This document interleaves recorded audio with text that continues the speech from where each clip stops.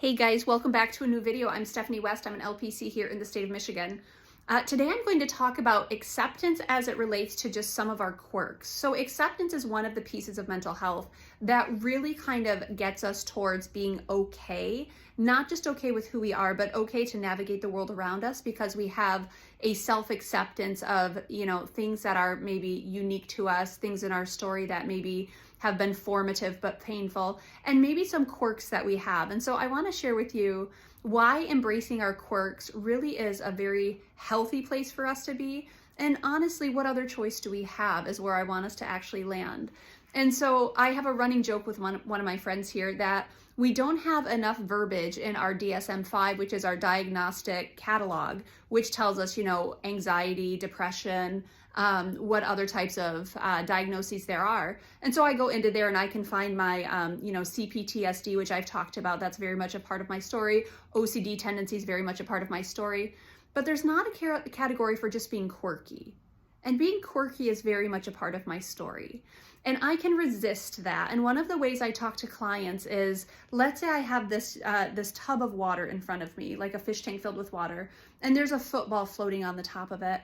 And I can sit there and I can suppress that football and try to make it stop floating. And for a while, as I, apply pressure, the football is submerged.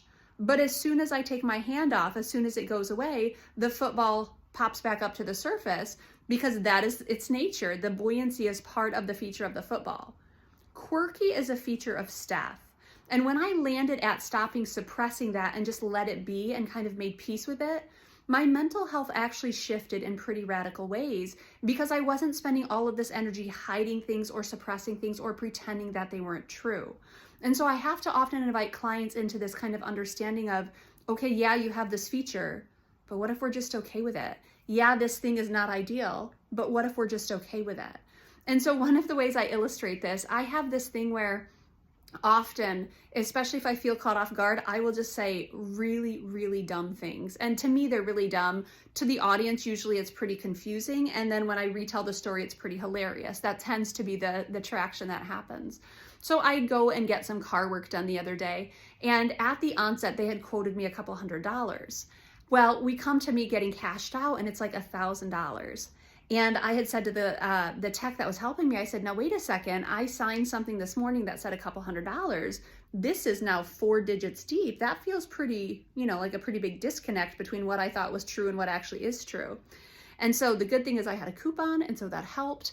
But I went out to my car and I came back and I found my technician and I said, Paul, I do want to thank you for your help today. You were very, very helpful. And he said, I'm sorry, Steph, I should have told you that it was going to be substantially more than we had initially talked about because we decided on doing more interventions for your car. I don't know if it's interventions for the car, but I'm a clinical therapist, so that's what we call changes and fixes, right? So when I had that conversation with him, he said, I'm so sorry, I should have told you.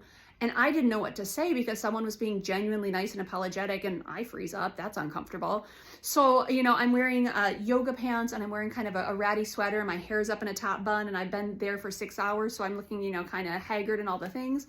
And I said, it's okay, Paul. I'm clearly a very wealthy woman. And I turn around and I walk out and I caught his face right before I left and he was like, right? Like, because he had no context for what the dickens was going on in my head. And frankly, I had limited context. These were just words that came out.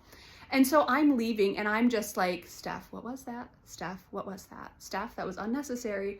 And I actually hit up one of my friends and I said, you know how we've been working on not saying dumb stuff? Yeah, that's still happening for me. And he just LOL'd it and we kind of moved on. I gave him some context. But if I sat there and just lambasted myself or got angry with myself for, saying dumb things, man, I'm going to be critical a whole lot, unfortunately. But I'm also going to engage in self-rejection. I say dumb stuff on occasion. I don't mean to, but I think it's also part of my charm. It's part of what makes me me. And I've had to become okay with that. And sometimes I have to do some damage control. And sometimes I have to circle back and say, whoops, I went in a weird direction there. And I'm sorry that got uncomfortable. But by and large, I've tolerated that. That's one of my quirks.